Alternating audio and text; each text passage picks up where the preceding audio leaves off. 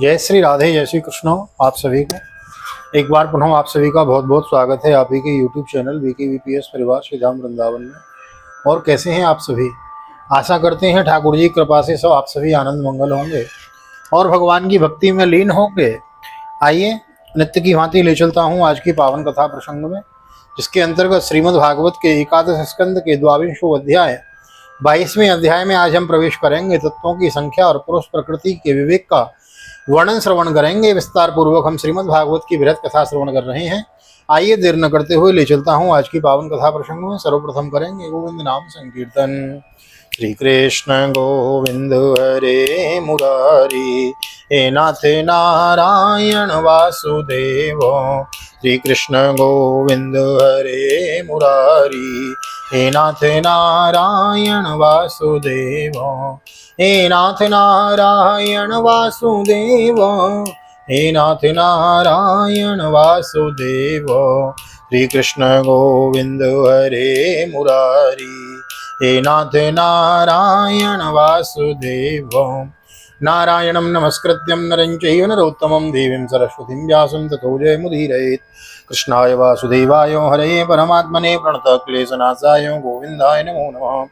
ओम नमो भगवते वासुदेवाय। श्रीमद्भागवत महापुराणम् अथैकादशस्कन्धः अथ द्वाविंशोऽध्यायः। एकादशस्कन्धः अथ द्वाविंशोऽध्यायः। उद्धव उवाच कथितत्वानि विश्वेशं संख्यातान्य ऋषिभिः प्रभो नवैकादश पञ्चत्रीणि तत्त्वानि सुश्रमो। केचित् षड्विंशति प्राहुरपरे पञ्चविंशतिं शब्दैके नवषट्के चत्वारि एकादशापरे। केचित् सप्तदश प्राहुः षोडशैके त्रयोदश। एतावत्त्वं हि संख्यानां ऋषयो यद्विवक्षयाः गायन्ति प्रतिगायुष्मन्निदं नो वक्तुमर्हसि। उद्धवजी ने कहा, प्रभो विश्वेश्वर ऋषियों ने तत्वों की संख्या कितनी बतलाई है? आपने तो अभी 19वें अध्याय में 9, 11, 5 और 3 अर्थात कुल 28 तत्व गिनाए हैं। ये तो हम सब सुन चुके हैं, किंतु कुछ लोग 26 तत्व बतलाते हैं, तो कुछ 25, कोई 7, 9 अथवा 6 स्वीकार करते हैं, कोई 4 बतलाते हैं, तो कोई 11। इस प्रकार किन्हीं किन्हीं ऋषि मुनियों के मत में उनकी संख्या 17 है, कोई 16 है और कोई 13 बतलाते हैं। सनातन श्री कृष्ण ऋषि मुनि इतनी भिन्न संख्याएं किस अभिप्राय से बतलाते हैं? आप कृपा करके हमें बतलाइए। श्री भगवान वाच युक्तम च सन्ति सर्वत्र भासन्ति ब्राह्मणा यथा माया मदीया मुद्गृह्य वदतां किं न दुर्घटं नेतदेवं यथात्तं त्वं यदहं वच्मि तत्तथा एवं विवदतां हेतुं शक्तयो मे तु नद्ययोः यासां व्यतिकरादासीत् विकल्पो वदतां पदं प्राप्ते समदमेप्येति वादस्तमनुसाम्यति परस्परानुप्रवेशात् तद्वानां पुरुषर्षभः पौर्वापर्यः प्रसंख्यानां यथा वक्तुर्विवक्षितम्। भगवान श्री कृष्ण ने कहा, उद्धव जी, वेदज्ञ ब्राह्मण इस विषय में जो कुछ कहते हैं उन वह सभी ठीक है, क्योंकि सभी तत्व सब में अंतर्भूत हैं। मेरी माया को स्वीकार करके क्या कहना असंभव है? जैसा तुम कहते हो वह ठीक नहीं है, जो मैं कहता हूँ यही यथार्थ है। इस प्रकार जगत के कारण के संबंध में विवाद इसलिए होता है कि मेरी शक्तियाँ सत्वरज आदि गुणों और उन वृत्तियों का रहस्य लोग समझ नहीं पाते, इसलिए वे अपनी अपनी मनोवृत्ति पर ही आग्रह कर बैठते हैं।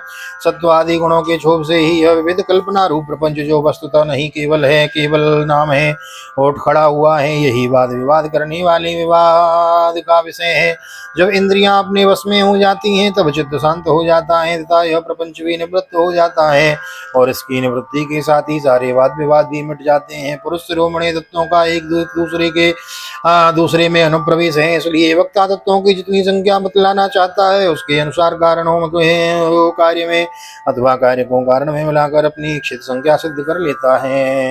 एकस्मिन्नपि दृश्यन्ते प्रविष्टानि तराणि च पूर्वस्मिन् वा परस्मिन् वा तद्वै तत्त्वानि सर्वशः पौर्वापर्यमतो मीसां प्रसंख्यानामवीप्सतां यया विविक्तं यद्वक्त्रग्रहणीमो युक्तसम्भवात् अन्याद्य विद्यायुक्तस्य पुरुषस्यात्मनिवेदनं सतो न सम्भवादनीयः तत्त्वज्ञो ज्ञानदो भवेत्। ऐसा देखा जाता है कि एक ही तत्व में बहुत से दूसरे तत्वों का अंतर्भाव हो गया है, इसका कोई बंधन नहीं है कि किसी का किसी में अंतर्भाव हो। कभी घट पट आदि कार्य वस्तुओं का उनके कारण मिट्टी सूत आदि में, तो कभी मिट्टी सूत आदि का घटपट आदि कार्यों में अंतर्भाव हो जाता है। इसलिए वाणीवादी प्रतिवादियों में से किसी जिसकी वाणी जिसके कार्य को जिस कारण में अथवा जिस कारण को जिस कार्य में अंतर्भूत करके तत्वों को जितनी संख्या स्वीकार की है वह हमें निश्चय ही स्वीकार करते हैं, क्योंकि उनका वह उत्पादन मुक्ति संगत ही है। अनाद्यो विद्या युक्त पुरुषस्य आत्मवेदनम सतो न संभवादनीय सत्वज्ञो ज्ञानदो भवेत्। पुरुषेश्वरयोरत्र न वे लक्षणयावान्वपि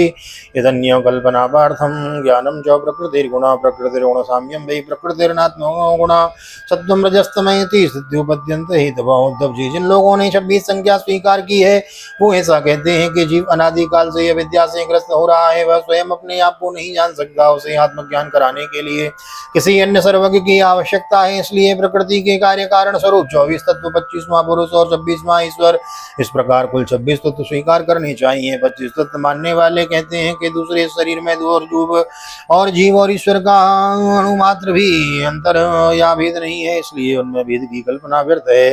रही ज्ञान की बात, सो तो सात्विकता प्रकृति का गुण है। तीनों गुणों को सत्यावस्था में ही प्रकृति है, इसलिए सत्वरज और गुण आत्मा के नहीं प्रकृति के ही हैं। इनके द्वारा जगत की स्थिति उत्पत्ति और प्रलय हुआ करते हैं, इसलिए ये ज्ञान आत्मा का गुण नहीं प्रकृति का ही गुण सिद्ध होता है। सत्वम ज्ञानम रजत कर्म तमो ज्ञान विमोच्यते गुण व्यतिकरः काल स्वभाव सूत्रमेव च पुरुष प्रकृतिर्व्यक्तम् अहंकारो नमो निलम् ज्योतिरापो क्षितिरिति त्वय्या नियुक्तानि मे नमः। इस प्रसंग में सत्वगुण ही ज्ञान है, रजोगुण ही कर्म है और तमोगुण ही अज्ञान कहा गया है। और गुणों में क्षोभ उत्पन्न करने वाला ईश्वर ही काल है और सूत्र अर्थात महत्त्व ही स्वभाव है। इसलिए 25 और 26 तत्वों की दोनों ही संख्या युक्ति संगत है। उद्धव जी, यदि तीनों गुणों को प्रकृति से अलग मान लिया जाए, जैसा कि उनकी उत्पत्ति और प्रलय को देखते हुए मानना चाहिए, तो तत्वों की संख्या स्वयं ही 28 हो जाती है।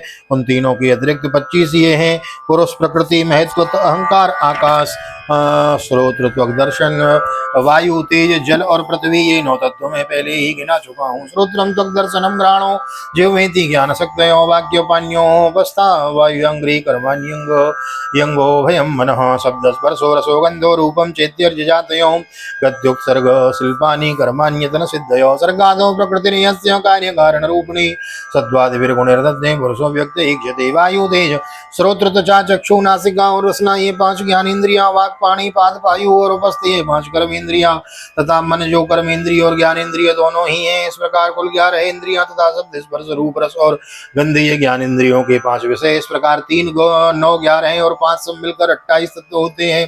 कर्म इंद्रियों के द्वारा होने वाले 5 कर्म, चलना, बोलना, मल त्यागना, पेशाब करना और काम करना, इनके द्वारा तत्वों की संख्या नहीं बढ़ती है, इनके कर्मेंद्रिय स्वरूप ही मानना चाहिए। सृष्टि के आरंभ में कार्य 11 है, इंद्रिय और पंचभूत, इन कारण वह तत्व आदि के रूप में प्रकृति ही रहती है। वह सत्वगुण, रजोगुण और तमोगुण की सहायता से जगत की स्थिति, उत्पत्ति और संहार संबंधी अवस्थाएं धारण करती है। अव्यक्त पुरुष तो प्रकृति और उसकी अवस्थाओं का केवल साक्षी मात्र बना रहता है। मह तत्व आदि कारण धातु है, विकार को प्राप्त होते हुए पुरुष के ईश्वर से शक्ति प्राप्त करके परस्पर मिल जाते हैं और प्रकृति का आश्रय लेकर उसी के बल से ब्रह्मांड की सृष्टि करते हैं। व्यक्तादयो विकुर्वाणा धातव पुरुषेक्षयो लब्ध वीर्या सृजन्त्याण्डं संहिता प्रकृतिर्बला शब्दैव धातवो इति तत्रार्था पंचखादयो ज्ञानमात्मो भयाधारस्ततो देहेन्द्रियासवो सुनित्रियत्रापि सुनियत्रापि भूतानि पंचषष्ठ परः पुमान्तेर्युक्तो आत्मसम्भूतेर्षष्ठेदं सोपाविशत्। उद्धव जी, जो लोग तत्वों की संख्या 7 स्वीकार करते हैं, उनके विचार से आकाश, वायु, तेज, जल और पृथ्वी, ये 5 भूत, छठा जीव और सातवां परमात्मा जो साक्षी जीव और साक्षी जगत दोनों का अधिष्ठान है, यही सब तत्व हैं। देह, इंद्रिय और प्राण आदि की उत्पत्ति तो पंचभूतों से हुई है, इसलिए वे इन्हें अलग नहीं गिनते। जो लोग केवल 6 तत्व स्वीकार करते हैं, वे कहते हैं कि 5 भूत सप्तैव धातवो तत्रार्थं पंचखादयो ज्ञानमात्मो वयाधारस्ततो देहेन्द्रियासवो षड्यत्रापि भूतानि पंचषष्ठ दृष्ट परपमान तेर युक्तो आत्मसंभूते सृष्टेदम समुपाविशत्। जो लोग केवल 6 तत्व स्वीकार करते हैं वे कहते हैं कि 5 भूत हैं और छठा परम पुरुष परमात्मा। वह परमात्मा अपने बनाए हुए पंचभूतों से युक्त होकर देह आदि की सृष्टि करता है और उनमें जीव रूप से प्रवेश करता है। इस मत के अनुसार जीव का परमात्मा के शरीर आदि का पंचभूतों में समावेश हो जाता है। चत्वार्येर्वेते तत्रापि तेजो आपो नमात्मनो जातानि तेरिदं जातं जन्मावय विना कलो संज्ञाने सप्तदशकै भूतमात्रेन्द्रियाणि च पंच पंचैको मनसो आत्मा सप्तदश स्मृतो तद्वत् षोडश संज्ञाने आत्मैव मनोच्यते भूतेन्द्रियाणि पंचैव मनो आत्मा त्रयोदश। जो लोग कारण के रूप में 4 ही तत्व स्वीकार करते हैं वे कहते हैं कि आत्मा से तेज जल और पृथ्वी की उत्पत्ति हुई है और जगत में जितने पदार्थ हैं सब इन्हीं से उत्पन्न होते हैं। वे सभी कार्यों का इन्हीं में समावेश कर लेते हैं। जो लोग तत्वों की संख्या 17 बतलाते हैं वे इस प्रकार गणना करते हैं 5 भूत 5 तन्मात्राएं 5 ज्ञानेन्द्रियां 1 मन और 1 आत्मा। जो लोग तत्वों की संख्या 16 बतलाते हैं उनकी गणना भी इसी प्रकार है। अंतर केवल इतना ही है कि वे आत्मा में मन का समावेश कर लेते हैं और इस प्रकार उनकी तत्व संख्या 16 रह जाती है। जो लोग 13 तत्व मानते हैं वे कहते हैं कि आकाश आदि 5 भूत रुद्र आदि 5 ज्ञान इंद्रिय 1 मन 1 जीवात्मा और परमात्मा यह 13 तत्व हैं। एकादश तो आत्मसो महाभूतेन्द्रियाणि च अष्टो प्रकृतयश्चैव पुरुषस्य न विद्यतो इति नाना प्रसंख्यानां तत्त्वानां रसवीकृतं सर्वन्याय्यं युक्तिमतवाद विदुषां किम सोवनम्। उद्धव जी, इस प्रकार 11 संख्या मानने वालों ने 5 भूत 5 मन इंद्रियों कर्म इनके अतिरिक्त एक आत्मा का अस्तित्व स्वीकार किया है। जो लोग 9 तत्व मानते हैं वे आकाश आदि 5 भूत और मन बुद्धि अहंकार ये 8 प्रकृतियों को और नवा पुरुष इन्हीं को तत्व मानते हैं। उद्धव जी, इस प्रकार से मुनियों ने भिन्न भिन्न प्रकार से तत्वों की गणना की है। सबका कहना उचित ही है क्योंकि सबकी संख्या युक्त है। जो लोग तत्वज्ञानी हैं उन्हें किसी भी मत के बुराई नहीं दिखती, उनके लिए ही सब कुछ ठीक ही है। उद्धव उवाचो प्रकृति पुरुषश्चो यदपि आत्मो विलक्षणो अन्योन्यापाश्रयात् कृष्णो दृश्यते नो विदां तपो प्रकृतो लज्जते आत्मा प्रकृतिश्च तथात्मनि एवं मे पुण्डरीकाक्ष मयान्तं संशयं हृदि चेत्तुमनः सर्वज्ञ वचोभिर्नयने पुणे। उद्धव जी ने कहा, श्याम सुंदर, यद्यपि स्वरूपतः प्रकृति और पुरुष दोनों एक दूसरे से सर्वथा भिन्न है तथापि वे आपस में इतने घुल मिल गए हैं कि साधारणतः उनका भेद नहीं जान पड़ता। प्रकृति में पुरुष और पुरुष में प्रकृति अभिन्न से प्रतीत होते हैं। इनकी भिन्नता स्पष्ट कैसे हो? कमल नयन श्री कृष्ण, मेरे हृदय में इनकी भिन्नता और अभिन्नता को लेकर बहुत बड़ा संदेह है। आप तो सर्वज्ञ हैं, अपनी युक्ति युक्त वाणी से मेरे संदेह का निवारण कर दीजिए। श्री भगवान वाचो तद्वो ज्ञानम हि जीवानां प्रसोस्तेत्र शक्तितो त्वमेव आत्ममायाया गतिं वेत्तं न चापरो। श्री भगवान वाचो प्रकृति पुरुषश्चेति विकल्प पुरुषर्षभ एष वैकारिको सर्गो गुणव्यतिकरात्मको ममांगो माया गुणमयि अनेकदा विकल्प बुद्धिश्च गुणिर्विदद्दै वैकारिकस्त्रिविधोऽध्यात्मैको मतादिदेव मदिभूता मन्यत। भगवान, आपकी ही कृपा से जीवों को ज्ञान होता है। आपकी माया शक्ति से ही उनके ज्ञान का नाश होता है। अपनी आत्मस्वरूपणी माया की विचित्र गति आप ही जानते हैं और कोई नहीं जानता। अतएव आप ही मेरा संदेह मिटाने में समर्थ हैं। भगवान श्री कृष्ण ने कहा, उद्धव जी, प्रकृति और पुरुष शरीर और आत्मा इन दोनों में अत्यंत भेद है। इस प्रकृति जगत में जन्म मरण एवं वृद्धि रास्य आदि विकार लगे ही रहते हैं। इसका कारण यह है कि यह गुणों को क्षोभ से ही बना है। प्रिय मित्र, मेरी माया त्रिगुणात्मिका है, वही अपने सत्वरज आदि गुणों से अनेकों प्रकार की भेद वृत्तियां पैदा कर देती है। यद्यपि इसका विस्तार असीम है फिर भी इस विकारात्मक दृष्टि को 3 भागों में बांट सकते हैं। वे 3 भाग हैं अध्यात्म, अधिदैव और अधिभूत। उदाहरणार्थ नेत्रेंद्रिय अध्यात्म है, उसका विषय है रूप, अधिभूत है, और नेत्र गोलक में स्थित सूर्य देवता का अंश अधिदेव है। दृग रूप मार्कम बपुरत्र रंध्रे परस्परं सिद्ध्यति स्वदेखे आत्मा यदेषाम परो य आद्या स्वयानुभूत्या किल सिद्ध सिद्धि एवं त्वगादि श्रवणादि चक्षुर्जिह्वादि नासादि चित्तयुक्तं योऽसो गुणोक्षो वकृतो विकारो प्रधान मूलान्वत प्रसूत अहं त्रिवन मोह विकल्प हेतो वैकारिकस्तामस इन्द्रियस्यो। और नेत्र गोलक में स्थित सूर्य देवता का अंश अधिदेव है। ये तीनों परस्पर एक दूसरे आश्रय से सिद्ध होते हैं और इसके लिए अध्यात्म, आदिदेव और अधिभूत ये तीनों ही परस्पर साक्षेप हैं। परंतु आकाश में स्थित सूर्यमंडल इन तीनों की अपेक्षा से मुक्त है, क्योंकि वह स्वतः सिद्ध है। इसी प्रकार आत्मा भी उपर्युक्त तीनों भेदों का मूल कारण, उनका साक्षी और उनके परे है। वही अपने स्वयं सिद्ध प्रकाश से समस्त सिद्ध पदार्थों की मूल सिद्धि है, उसी के द्वारा सबका प्रकाश है। जिस प्रकार चक्षु के तीन भेद बताए गए हैं, उसी प्रकार त्वचा, श्रोत्र, जिह्वा, नासिका और चित्त आदि के भी तीन तीन भेद हैं। प्रकृति से महत्त्व बनता है और महत्त्व से अहंकार, और इस प्रकार यह अहंकार गुणों के क्षोभ से उत्पन्न हुआ प्रकृति का ही एक विकार है। अहंकार के तीन भेद हैं, सात्विक, तामस और राजस्य। अहंकार ही अज्ञान और सृष्टि की विविधता का मूल कारण है। आत्मा परिज्ञानमयो विवादो यस्तीति नास्तीति विदाय अर्थनिष्ठो व्यर्थो विनेवो परमेत पुंसां मत परावृत्त धियां च लोकात्। आत्मा आत्मस्वरूप है, उसका इन पदार्थों में न तो कोई संबंध है, न उसमें कोई विवाद की ही बात है। अस्ति नास्ति है नहीं, सगुण निर्गुण भाव अभाव सत्य मिथ्या आदि रूप से जितने विवाद है, सबका मूल कारण भी दृष्टि है। इसमें संदेह नहीं है कि इस विवाद का कोई प्रयोजन नहीं है, वह सर्वथा व्यर्थ है। तथापि जो लोग मुझसे अपने वास्तविक स्वरूप से विमुख हैं, वे इस विवाद से मुक्त नहीं हो सकते। उद्धव उवाच परावृत्त धियो स्वकृत ही कर्म भी प्रभो उच्चावचान्यता देयान ग्रहणति विसृजन्ति चोम तन्मगाख्या हि गोविंदो दुर्भाव्य मनात्मवि न ये तत्प्रायसो लोके विद्वान सो संति वंचितो। उद्धव जी ने पूछा, भगवान आपसे विमुख जीव अपने किए हुए पुण्य पापों के फलस्वरूप कैसी नीची ऊंची योनियों में जाते आते रहते हैं। अब प्रश्न यह है कि व्यापक आत्मा का एक ही शरीर से दूसरे शरीर में जाना, अगरता का कर्म करना और नित्य वस्तु का जन्म मरण कैसे संभव है। गोविंद, जो लोग आत्मज्ञान से रहते हैं वे तो इस विषय को ठीक ठीक सोच भी नहीं सकते, और इस विषय के विद्वान संसार में प्राय मिलते नहीं, क्योंकि सभी लोग आपकी माया की भूल भुलैया में पड़े हुए हैं। इसलिए आप ही कृपा करके मुझे इसका रहस्य समझाइए। श्री भगवान वाचो मन कर्ममयम निर्णम इंद्रिय पंचभिर्युतम लोकालोको प्रयात्यन्यो आत्मा तदनुवर्तते व्यायन मनोनु विषयान् दृष्टान् वानो श्रुतानव उद्यतो सीदत कर्म तंत्र स्मृतिस्तदनुसाम्यति। भगवान श्री कृष्ण ने कहा, प्रिय उद्धव, मनुष्यों का मन कर्म संस्कारों का पुंज है। उन संस्कारों के अनुसार भोग प्राप्त करने के लिए उनके साथ 5 इंद्रियां भी लगी हुई हैं।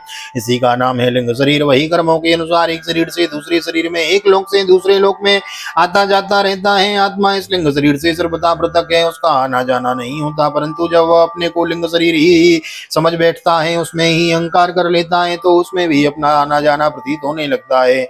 मन कर्मों के अधीन है, वह देखे हुए या सुने हुए विषयों का चिंतन करने लगता है और क्षण भर में ही उनमें तदाकार हो जाता है तथा उन्हीं पूर्व चिंतित विषयों में लीन हो जाता है। धीरे धीरे उसकी स्मृति पूर्वापर का अनुसंधान भी नष्ट हो जाता है। विषयाविनिवेशेनात्मानं यस्मृत पुनः जन्तुर्वेगस्य चिद्धेतोर्मृत्युरत्यन्त विस्मृति जन्मकत्वा जन्मतया पुंसो सर्वभावेन पूरितो विषय स्वीकृतिं प्राहुर्यथा स्वप्नो मनोरथो स्वप्नं मनोरथं चेत्तं प्राक्तनं न स्मरत्यसौ तत्र पूर्वमेवात्मानः पूर्वं चानुन पश्यति। इंद्रियाण्यसृष्टेदं त्रैविध्यं भाति वस्तुनि परिहरन्तरे विदाहेतोर्जनोर संजन कृत्यता। उन देवादि शरीरों में इसका इतना अभिनिवेश, इतनी तल्लीनता हो जाती है कि जीवों को अपने पूर्व शरीर का स्मरण भी नहीं रहता। किसी भी कारण से इस शरीर को सर्वथा भूल जाना ही मृत्यु है। उदार उद्धव, जब यह जीव किसी भी शरीर को अवैध भाव से मैं के रूप में स्वीकार कर लेता है, तब उसे तो जन्म कहते हैं। ठीक वैसे ही जैसे स्वप्नकालीन और मनोरथकालीन शरीर में अभिमान करना स्वप्न और मनोरथ ही कहा जाता है। यह वर्तमान देह में स्थित जीव जैसे पूर्व देह का स्मरण नहीं करता, वैसे ही स्वप्न या मनोरथ में स्थित जीव भी पहले के स्वप्न और मनोरथ का स्मरण नहीं करता, प्रत्युत उसमें वर्तमान और स्वप्न और मनोरथ में पूर्व सिद्ध होने पर भी अपने को नवीन सा ही समझता है। इंद्रियों की आश्रय मन या शरीर की सृष्टि आत्म वस्तु में यह उत्तम, मध्यम और अधम की त्रिविधता भासती है। उसमें भेदों का हेतु मालूम पड़ने लगता है। जैसे दुष्ट पुत्र को उत्पन्न करने वाला पिता पुत्र के शत्रु मित्र आदि के लिए भेद का हेतु हो जाता है। नित्यदायंग भूतानि भवन्ति न भवन्ति च कालेन लक्ष्य वेगेन सूक्ष्मवत्वा तन्न दृश्यते यदार्चसां स्रोतसां च फलानां वा वनस्पते तत्रेतं सर्वभूतानां वयोवस्थादय कृतो सोऽयं दीपोर्चसां यद्वत् स्रोतसां तद्बीजं जलं सोऽयं पुमानिति नृणां रसां कीर्तिर्मसायुषां मांसस्य कर्म बीजेन जायते सोऽप्ययं पुमान् ध्रियते म्रियते वामरो भ्रान्तो यथाग्निर्दारु संयुतो। प्यारे उद्धव, काल की गति सूक्ष्म है, उसे साधारणतः देखा नहीं जा सकता। उसके द्वारा प्रतिक्षण ही शरीरों की उत्पत्ति और नाश होते रहते हैं। सूक्ष्म होने के कारण ही प्रतिक्षण होने वाले जन्म मरण नहीं दिख पड़ते। जैसे काल के प्रभाव से दिए की लौ, नदियों के प्रभाव अथवा वृक्ष के फलों की विशेष विशेष अवस्थाएं बदलती रहती हैं, वैसे ही समस्त प्राणियों के शरीरों की आयु अवस्था आदि भी बदलती रहती है। जैसे यह उन्हीं ज्योतियों का ही वह दीपक है, प्रभाव का वही जल है, ऐसा समझना और कहना मिथ्या है। वैसे ही विषय चिंतन में व्यर्थ आयु बिताने वाले अविवेकी पुरुषों का ही ऐसा कहना और समझना कि यह वही पुरुष है, सर्वथा मिथ्या है। यद्यपि यह भ्रांत पुरुष भी अपने कर्मों के बीज द्वारा न पैदा हुआ और न तो मरता ही है, वह भी जन्मा और अमर ही है, फिर भी भ्रांति से वह उत्पन्न होता है और मरता सा भी है। जैसे कि काष्ठ से युक्त अग्नि पैदा होता है और नष्ट होता दिखाई पड़ता है। निषेको गर्भजन्मानि बालकौमार यौवनं वयोमध्यो जरा मृत्युरित्यवस्थान्तनुर्नव एतामनुरथमैर्हन्यान्यो चावचास्तनु गुणसङ्गादुपादत्ते क्वचित् जयाति च आत्मानः पितृपुत्राभ्याम् अनुमेयो भवाप्ययो न भवाप्य वस्तूनां विज्ञोदय लक्षणो तरोर्बीजो विपाकाभ्यां यो विद्वान् जन्म संयमो तरोर्विलक्षणो दृष्ट्वा एवं दृष्ट्वा तनो पृथक्। उद्धव जी, गर्भाधान गर्भवृद्धि जन्म बाल्यावस्था कुमारावस्था जवानी अधेड़ अवस्था बुढ़ापा और मृत्यु, ये 9 अवस्थाएं शरीर की है। यह शरीर जीव से भिन्न है और ये ऊंची नीची अवस्थाएं उसके मनोरथ के अनुसार ही हैं, परंतु यह अज्ञानवश गुणों के संग से इन्हें अपना मानकर भटकने लगता है और कभी कभी विवेक हो जाने पर उन्हें छोड़ भी देता है। पिता को पुत्र के जन्म से और पुत्र को पिता की मृत्यु से अपने अपने जन्म मरण का अनुमान कर लेना चाहिए। जन्म मृत्यु से युक्त देहों का दृष्टा जन्म और मृत्यु से युक्त शरीर नहीं है। जैसे जौ गेहूं आदि की फसल बोने पर उग आती है और पक जाने पर काट दी जाती है, किंतु जो पुरुष उनके उगने और काटने का जानने वाला साक्षी है वह उनसे सर्वथा पृथक है। वैसे ही जो शरीर और उसकी अवस्थाओं का साक्षी है वह शरीर से सर्वथा पृथक है। प्रकृतिरेव आत्मानां अविवेच्य बुधापमान तत्वेन सर्वसम्मूढ़ संसार प्रतिपद्यते सत्त्वसंगादृशीन् देवान् रजसा सुरमानुषान् तमसा भूतिर्युक्तं भ्रामितो याति कर्मभिः नत्तितो गायतो पश्यन्यतेवानु करोति तान् एवं बुद्धिर्गुणा पश्यन्नवन्योऽन्यकार्यते यथाम्बसा प्रचलता तरोऽपि चला एव चक्षुषा भ्राम्यमाणे न दृश्यते भ्रमति बभूः। जब अविवेकी जीव अज्ञानी पुरुष इस प्रकार प्रकृति और शरीर में आत्मा का विवेचन नहीं कर पाते, उसे उनसे तत्वतः अलग अनुभव नहीं करते और विषय भोगों को सच्चा सुख मानने लगते हैं और उसी में मोहित हो जाते हैं, इसी से उन्हें जन्म मृत्यु रूप संसार में भटकना पड़ता है। अब जब अविवेकी जीव अपने कर्मों के अनुसार जन्म मृत्यु के चक्र में भटकने लगता है, तब सात्विक कर्मों की आसक्ति से ही वह ऋषिलोक और देवलोक में, राजसिक कर्मों की आसक्ति से मनुष्य और असुर योनियों में तथा तामसी कर्मों की आसक्ति से भूत प्रेत एवं पशु पक्षी आदि योनियों में जाता है। जब मनुष्य किसी को नाचते गाते देखता है तब वह स्वयं भी उसका अनुकरण करने तान तोड़ने लगता है। वैसे ही जब जीव बुद्धि के गुणों को देखता है तब स्वयं निष्क्रिय होकर भी उसका अनुकरण करने के लिए बाध्य हो जाता है। जैसे नदी तालाब आदि जल के हिलने या चंचल होने पर उससे प्रतिबिंब तट के वृक्ष भी उसके साथ हिलते डोलने से जान पड़ते हैं, वैसे घुमाए जाने वाले नेत्र के साथ साथ पृथ्वी भी घूमती हुई सी दिखाई जान पड़ती है।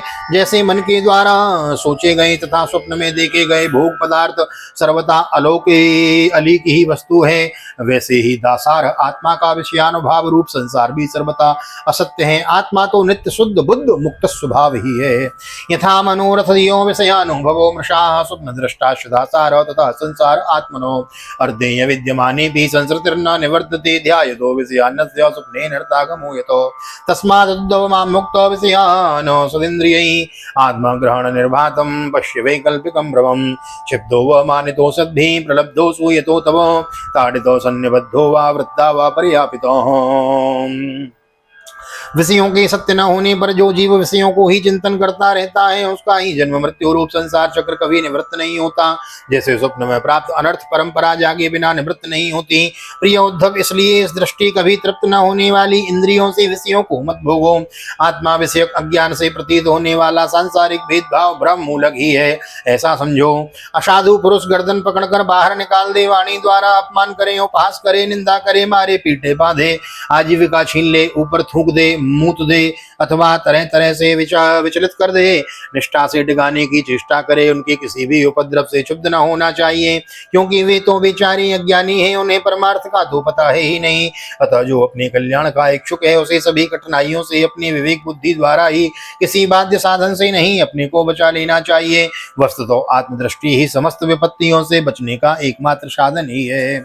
उद्धव उवाच यथैव मनोबुद्धेयं वदनो वदतां वरो सुदुस्सह मन्ये आत्मन्योऽसोऽतिक्रमम् विदुषामपि विश्वात्मन् प्रकृतिरेव लीयसे हृदे त्वद्धर्मो निरतान् शान्तास्ते चरणालयान्। भगवान उद्धव जी ने कहा, भगवान आप समस्त वक्ताओं के शिरोमणि हैं, मैं इस दुर्जनों से किए हुए गए तिरस्कार को अपने मन में अत्यंत असह्य समझता हूँ। जैसे मैं इसको समझ सकूं, आपका उपदेश जीवन में धारण कर सकूं, वैसे ही हमें बतलाइए। विश्वात्मन जो आपके भागवत धर्म के आचरण में प्रेम पूर्वक संलग्न है, जिन्होंने आपके चरण कमलों का ही आश्रय ले लिया है, उन शांत पुरुषों के अतिरिक्त बड़े बड़े विद्वानों के लिए भी दुष्टों के द्वारा किया हुआ तिरस्कार सह लेना अत्यंत कठिन है, क्योंकि प्रकृति अत्यंत बलवती है। खोद खाद धरती सहे, काट कूट बन राय, और कुटिल वचन साधु सहे, सबसे सहा न जाए। बड़े बड़े विद्वानों के लिए दुष्टों के द्वारा किया हुआ तिरस्कार सह लेना अत्यंत कठिन है। कुटिल वचन साधु सहे, सबसे सहा न जाए, क्योंकि प्रकृति अत्यंत बलवती है। स्वस्थ श्रीमद्भागवते महापुराणे पारमहंस्यां संहितायाम एकादश स्कंदे द्वाविंशोत्सवः श्री बालकृष्ण चरणार्पणमस्तु। राधा कृष्ण बल चरणार्पणमस्तु। कृष्णाय वासुदेवाय हरे परमात्मने प्रणतक्लेशनाशाय गोविंदाय नमो नमः। हरे कृष्ण कृष्ण कृष्ण हरे हरे, हरे राम राम राम हरे हरे। राधे कृष्ण कृष्ण कृष्ण राधे राधे, राधे श्याम श्याम श्याम राधे राधे। और राधा गोविंद भगवान की जय। श्रीमद्भागवत महापुराण की जय। श्री निम्बार्क भगवान की जय। श्री वेदव्यास जी महाराज की जय। श्री सुखदेव जी महाराज की जय। राजा परीक्षित जी महाराज की जय। राजा रामचंद्र भगवान की जय। श्री हनुमान जी महाराज की जय। गोवर्धन नाथ की जय। यमुने महारानी की जय। वृंदावन की बिहारी लाल की जय। गैया मैया की जय। तुलसी मैया की जय। अपने अपने माता पिता की जय। सदगुरुदेव भगवान की जय। आज के आनंद की जय। जय जय श्री राधे श्री राधे श्री राधे श्याम। जय जय राधे जय जय श्याम। सबको मिले वृंदावन धाम, ऐसी प्रार्थना मेरी ठाकुर जी के चरणों में। यहाँ तक वीडियो बने हैं तो वीडियो को लाइक कर दीजिए, शेयर कर दीजिए, कमेंट में भागवत भगवान की जय लिख दीजिए। आज जो दिवस है वह सीता नवमी का दिवस है, तो माँ भगवती के चरणों में हमारा सभी का प्रणाम। बोलो जानकी मैया की जय। राजा रामचंद्र भगवान की जय। और आज वर्ल्ड फैमिली डेज है, विश्व परिवार दिवस भी है आज। तो आप सभी को विश्व परिवार दिवस और सीता नवमी की हार्दिक शुभकामनाएं, बहुत बहुत बधाई। मिलते हैं अगली वीडियो में। हाँ, नए आए हैं तो चैनल को सब्सक्राइब किए बिना न जाए, बेल आइकन को भी प्रेस कर दें। मिलते हैं अगली वीडियो में, तब तक के लिए श्रीधाम वृंदावन से भागवत निकेतन बाल गोपाल जी की सन्निधि में राधे श्याम वशिष्ठ आप सभी को हृदय से प्यार भरी जय श्री राधे, जय श्री कृष्ण। हरि ओम, हरि ओम।